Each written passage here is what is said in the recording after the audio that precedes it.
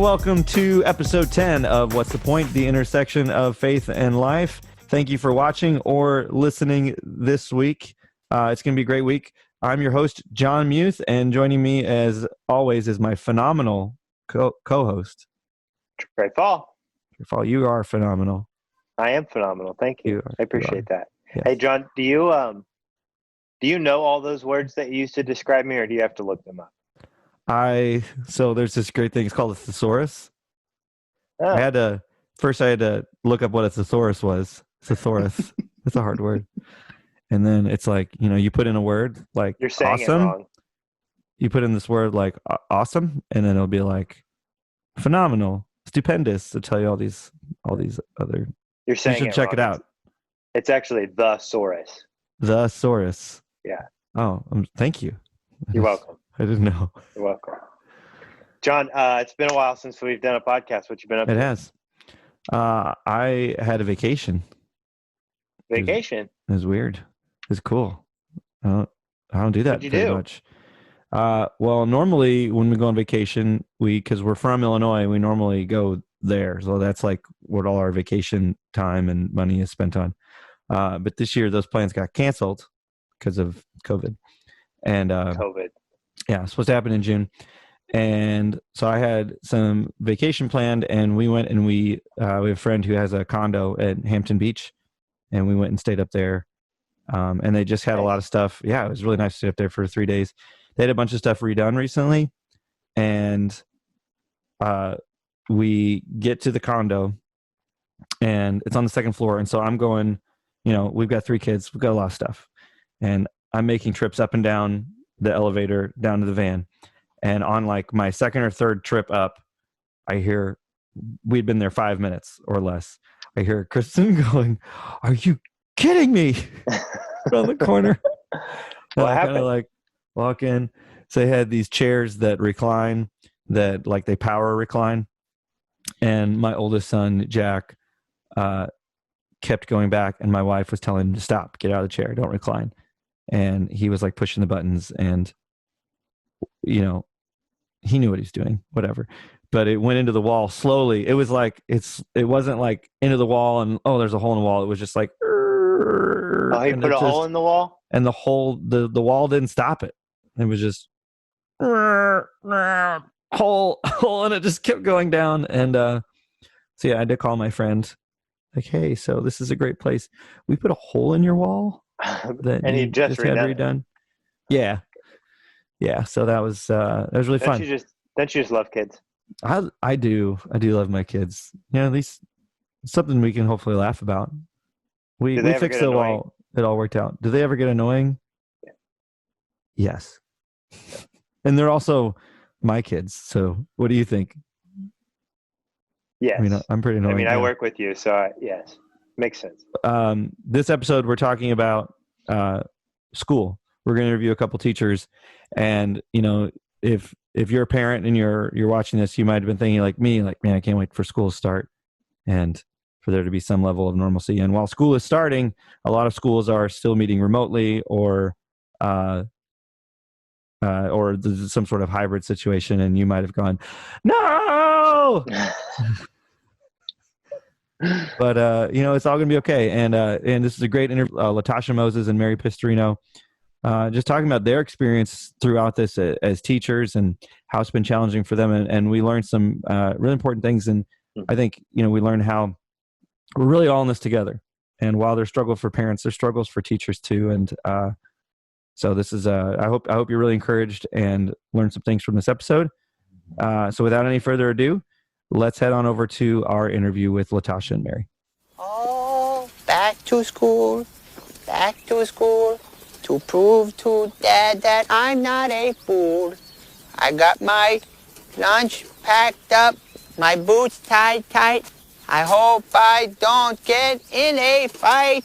Oh, back to school, back to school, back to school. And we are back. We're here with Mary Pistorino and Tasha Moses. Welcome to our podcast. Thank you. We're going to ask you a few questions, but first, Tasha, why don't you start? Just tell us about yourself. How long have you been a teacher? what grade? What's your favorite thing about teaching? All that stuff. Okay, so I have been working in special ed for about 20 years.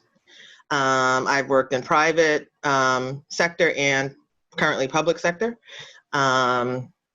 I enjoy teaching. I like seeing that aha moment in the kid's face, especially with special ed. And that's what keeps me going, just to kind of, I got it. That's awesome. Do you have like a good teacher story? I worked with a brain injury school before I got into the private sector. I mean, the public sector. I worked at a brain injury school, and we had like 6 kids that they told them that they couldn't pass the MCAS. Because at that point, I was working with high school kids. And they said they really wanted to take the test. So I said, all right, I'll prep you for it. So I prepped them for the math, and Mike prepped them for the ELA. And they ended up passing their MCAS. Wow. That's awesome. And got diplomas. And it was about 6 of them. That's So awesome. that was That's got to really be rewarding. Yeah, that was like, oh, I guess I'm staying in this career. That was a good day. Good. All right, Mary, same question for you. Tell us about yourself. How long have you been a teacher? What grade? I've been a teacher about 20 years too. I started out part-time when my kids were really little in Christian schools and at a college. And then I went to middle school and high school, both public and private. I'm in public school right now, high school. My best teacher story, that I got stuck on that because there's not one that stands out. When Letasha said the aha moment, that's it. That's what you live and breathe for. When you just see the change in a student's face and they get something, or they're able to do something they never thought they could, and you say, oh, look at you, look what you just did. Yeah. And that's best stories. Makes it worth it. This isn't really common knowledge, but can you believe I was a teacher? I can see that. For like a little bit of my life. Little snippet. I kind of fell into this. It's I through a friend of mine when we lived in Quincy, I taught their music teacher left like right at the end of the spring term. It was a private girls' school in Quincy, and he's like, hey, you music. He's like, you music? Do you know anything about choirs? I'm like, yeah, sure. And so I helped them with their spring concert, and then ended up coming back that fall. And man, such a cool experience, and really gave me a lot of respect for what teachers do. So I primarily had 6th, 7th, and 8th grade, and man, the 6th grade class especially. I have a 6th grader, and it was like, it was great. It was fun, but I experienced that. Now that you say that, I experienced that aha moment where there's just a kid, when they just get excited about what they're learning, and yeah, that's really cool. But I do not have 20 years of experience of that. I have like a little bit, but it's cool. So I have that awesome. moment every week trying to teach John how to do his job. So oh my goodness! Finally, he gets it. Yeah. Well, is that really rewarding, Trey? No, it's not that rewarding. Okay, I didn't think so. So we wanted to talk to some teachers. We've got a lot of young families with kids in elementary and middle school at Cross Pointe, and with all of coronavirus and hybrid models and online models and whatever. We just wanted to get some teacher perspective on maybe what they can expect, how to handle some of the fears and that kind of stuff. So first question for you both, is your school going back to the classroom this fall? Are you doing a hybrid? Are you doing it online? What's it look like for you this fall? Want me to go? Sure. So we're starting remote. Okay. Kids are going to be remote, but we're going to be going into the school building. Teachers are going into the school building, but the kids are not. But we're still doing remote. And then in October, the plan is to start the hybrid. And they're doing a phase-in approach to the hybrid. Gotcha. So will that be like 2 days on, 3 days off kind of thing? That would be cohorts. So we're doing cohort A will go in Monday, Tuesday. Cohort B would go in Thursday, Friday. Wednesday would be just for PD and collaboration. So no one's in the building on Wednesday for deep cleaning. I gotcha. Mary, what about you? We're starting hybrid. Like Letasha, we have 2 cohorts. alphabetically, the kids are divided. So we have one group that will go Monday, Tuesday, another group Thursday, Friday.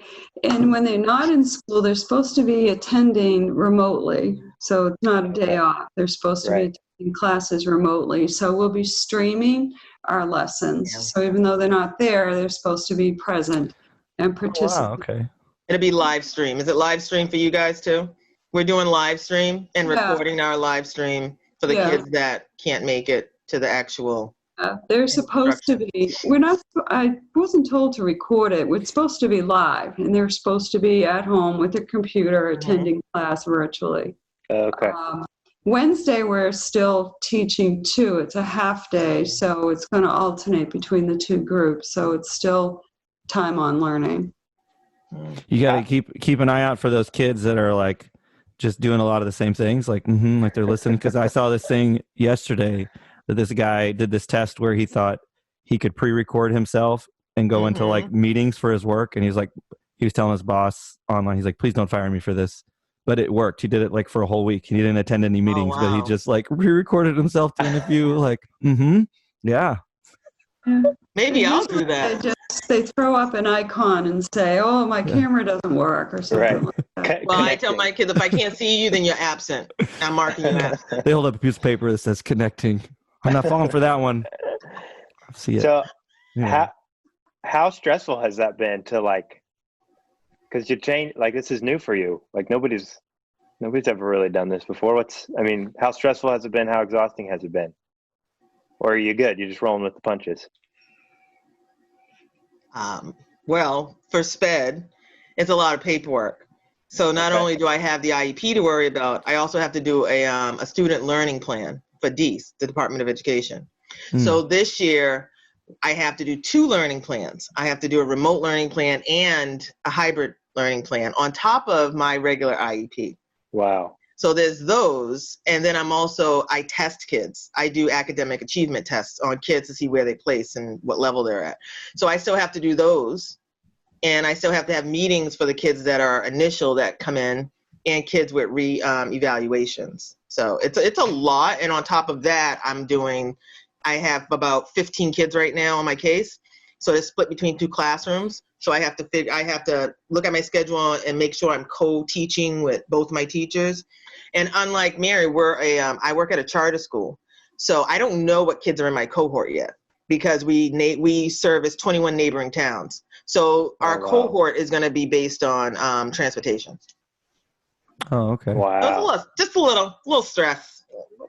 Just a lot of uncertainty there. Yeah. Fun times. Wow. Keeps you on your toes. Mary, what about you? Yeah, very stressful. Mainly because I feel very inadequate. I feel like I don't know how to do this. I don't know how to.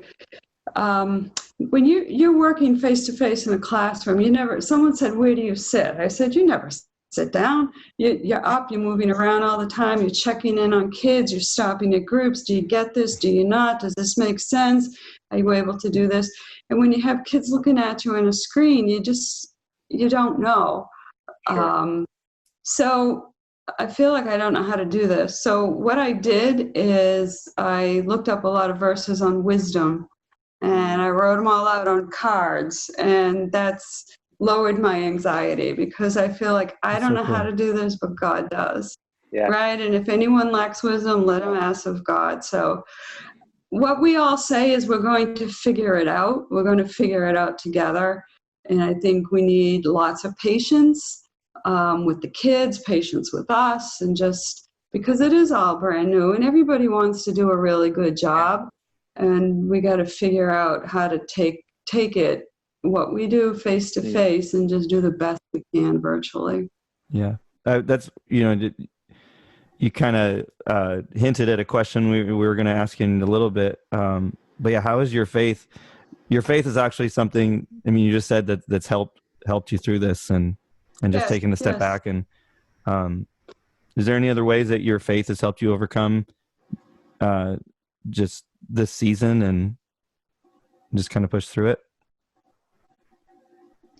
Same question for you, Tasha. Anybody? I didn't know if she was going to finish. So we can't change what happens around us as far as society. Whatever happens is going to happen. But I believe that everything happens for a reason, and it's going the way it should go. So I just have to make sure that I'm doing the best that I can and having faith that God's going to put me where I need to be and give me the skills and the tools to do what I need to do. I feel okay with that. So with all this remote, everyone's doing remote. It's not just me, you know? So I know I'm not struggling alone. So for me, I don't see it as a struggle. I see it as a challenge. And everyone has to change. We can't change people. We can change what we do. And we can also learn from other people and how they do things. So that's how I take it. When spring happened, last spring, when it all like came to a head, I made videos that I knew maybe could help my team. So I did screencastify and did videos on different things that I found. Because I know some of the teachers are older and they're not tech savvy. And they don't know how to mirror something and video themselves, you know, and do all this annotation. So I made a video explaining how to do it so they can do it in their class. I invited I don't even know what them to annotation sit in. is. Annotation is when you underline. So yeah, why don't you tell us all about hard. Annotation? Annotation is when you underline different things in a no. writing. No. But it's, you know, and they don't know how to do it because it's all new. I just had an They just aha have to work moment. as a team. And just have you got to have the faith that you can get through it, because everybody's going through this. And I do think it's a good thing that is happening, because I've learned from a lot of parents. I didn't know my kids struggled like this. And, you know, and we sat down and she actually told me. I had teachers come to me and they found out that their kids were like struggling. And so I think it's all good because it's opening up everyone's eyes. And so just go, go, go. Now they can take a breath and actually see what's happening around them. That's pretty cool. That's good. One of the things you mentioned was, you know, parents being, you know, they're doing a lot of the teaching. They're with their kids now. Mm-hmm. What have you guys seen? What are you seeing parents realize about maybe your job, about their children? Are you seeing good interactions? Are you seeing lots of stress? What's that whole interaction kind of been like? Mary, we'll start with you. Can you rephrase that, please? Yeah. So Tasha, she mentioned that, you know, the parents are realizing that, oh, I didn't know my kid struggled like this to learn or whatever. So I was just curious if you guys are picking up on other things that parents are learning about their kids. Are you seeing them engage with their kids more? Are they engaging with you more? And maybe you can't answer that yet because school hasn't started, but maybe you got a taste for it in the spring. I'm thinking about your question in terms of the spring. And I think it was very, very hard on parents. Yeah. A lot of parents were still working, whether they're working from home or outside. And many of them have more than one child who's taking multiple courses. And I think it was very, very hard on parents. It was very tough. Yeah. I agree. I saw the same thing. Parents were struggling, and I would get emails at 8:00 at night about a lesson that the kid had a hard time with. And, you know, you just can't ignore the emails. I know we worked from 7:30 to 3:30, but if an email comes in at 8:00 because the parent just got off work, I'm going to take the email, you know? So I have a bald spot back here that you can't see. My hair really thinned out. I don't think it was there before the spring. It's hard. We're asking parents, hey, by the way, can you do my job and your job and raise your kid? That's hard. And on top of that, we're asking kids, hey, can you do my job? And don't give your mother a hard time when you don't want to take this responsibility. I know you're in 4th grade, but come on, a 10-year-old can actually teach themselves. Like, you can't, and you're asking them to do it in a comfort zone. Home is a comfort zone. Home is where they go to relax. And now we're bringing school to home. That's a struggle for some people. Yeah. So do you have any advice for parents? Like, you guys are with kids all day, every day. You know, what would your advice be? Go ahead, Mary. I talked a lot.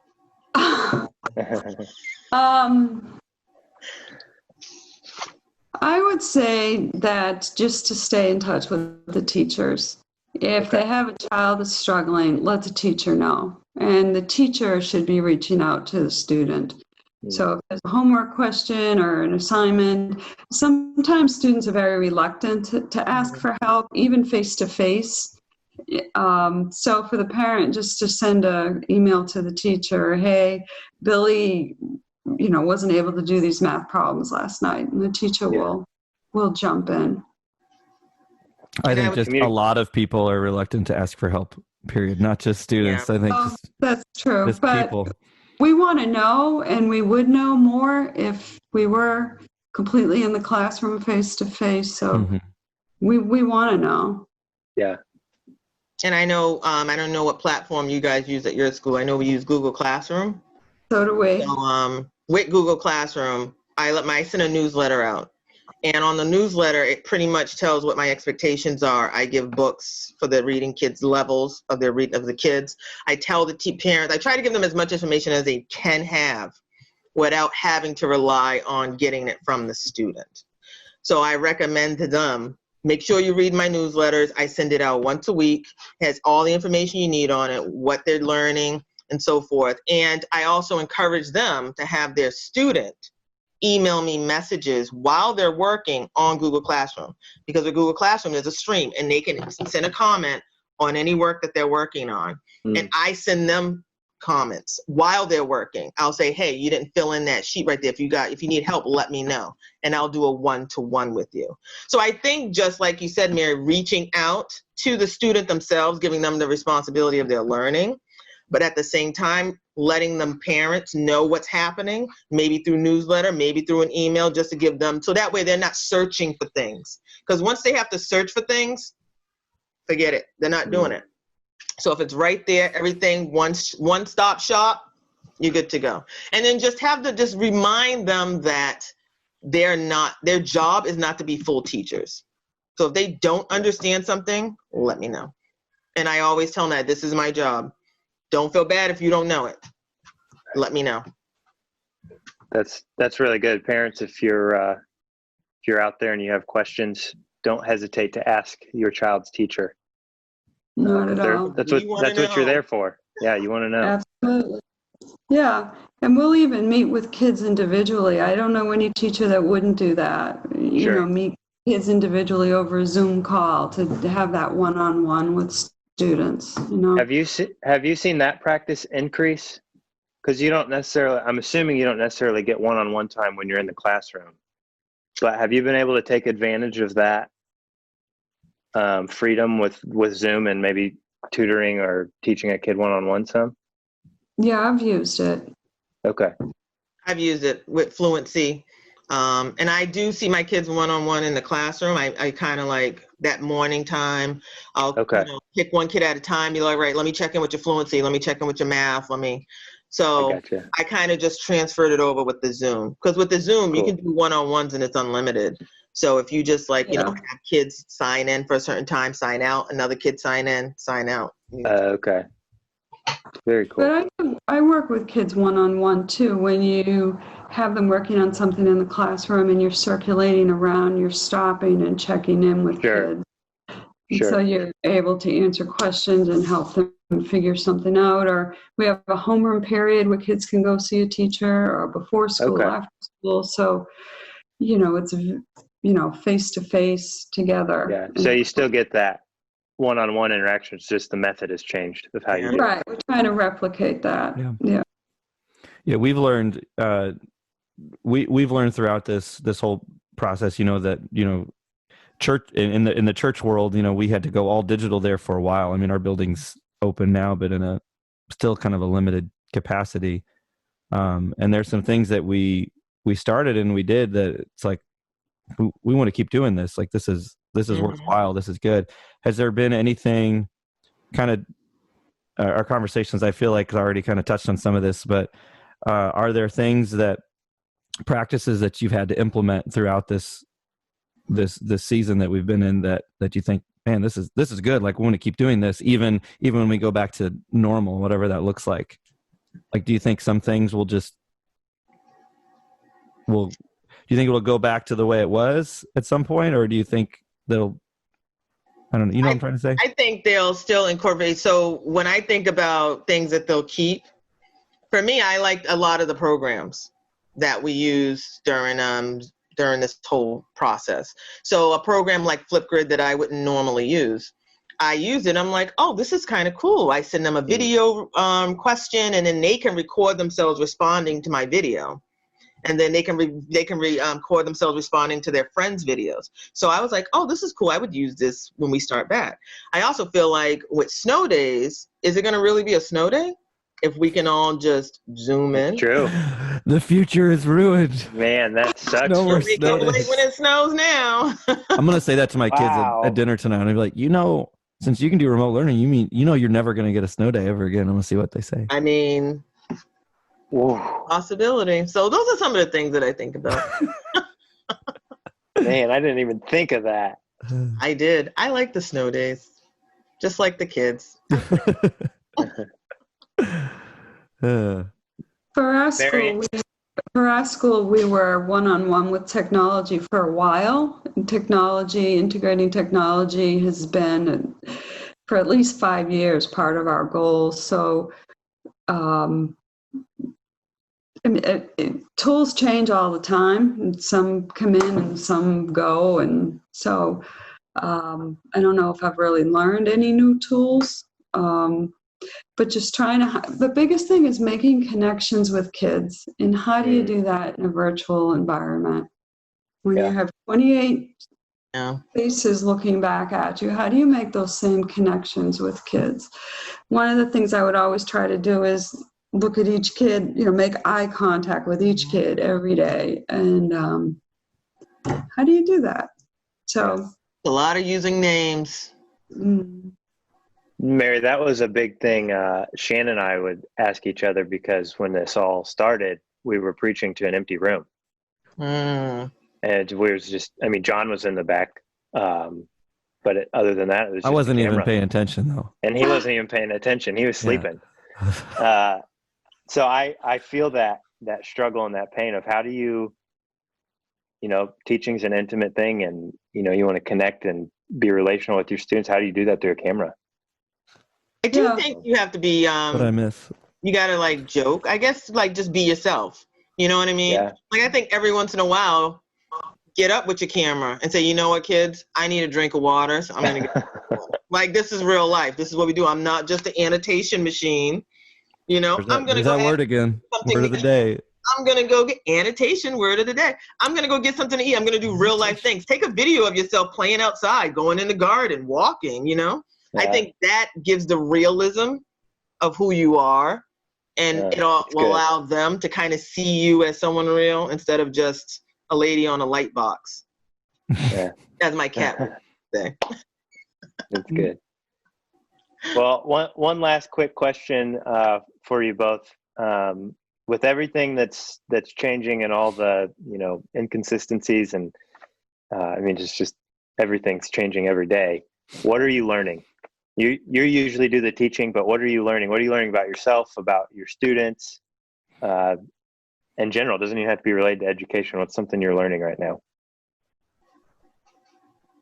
Mary? Well, learning is definitely a lifelong thing. Yeah. And when you've been teaching for a while, like Letasha and I, and then you have to reinvent it all, learning is definitely lifelong.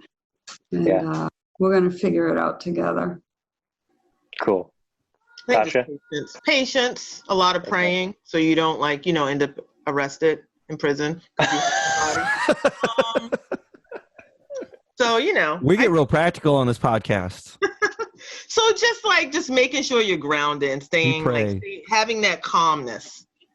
Very cool. Having that calmness so that way you don't get too riled up when things doesn't go the way it goes, because with this everything is just, we don't know what to expect. So you just got to kind of be flexible and patience. That's the theme at my school this year. Flexibility and patience. I love that. As Mary, like you said, they're all learning together, and it's really easy to go, you can get on social media for, 5 minutes and see people being impatient, and it's easy to forget. And this is true in a lot of situations. It's easy to just look at what we all kind of do this naturally. It's just what I got going on in my life is the most important. It's easy to get blinders on and not see what's going on in the lives of people around you. But I think especially heading into the school year, it's important for for parents, and to understand that, it's what I'm hearing you say, you get it's hard for parents, and I hope that parents see, and it's hard on the teachers too. That's part of the reason we wanted to interview you and just hear your perspective, because most parents, not every parent knows teachers, but they know other parents, so they kind of, misery loves company, and you kind of get in your own, well, can't believe this is happening, and but it's let's hear another perspective on this, and we're gonna figure it out together. Yes. Yes. Well, John, real quick, just 3 points of summary that I kind of was keeping track of as we talked. Mary started us off with wisdom. She's keeping those wisdom cards, and that's not just for teachers, that's for parents too. Parents, this is all new as well. Ask God for wisdom. And then Tasha, you brought in the patience piece. That doesn't apply just to parents or just to teachers. It applies to parents. It applies to everyone. Wisdom, patience, and then just on a real practical note, communicate. So if you're a parent and you're wondering what your teachers are thinking and how you can, lead through this with your kids, wisdom, patience, communication. That's all I got, John. Yeah. Awesome. Thank you both so much. Thank you for having us. And thank you for our viewers or listeners. If you have any questions for us on the podcast, you can email us info@crosspointema.org. And we should have another episode for you coming soon, hopefully. We're working on planning all that out. But join us next time as we yet again attempt to answer the question, what's the point? What's the point? what's the point? What's the point? Trey, you almost stole my line. Sorry.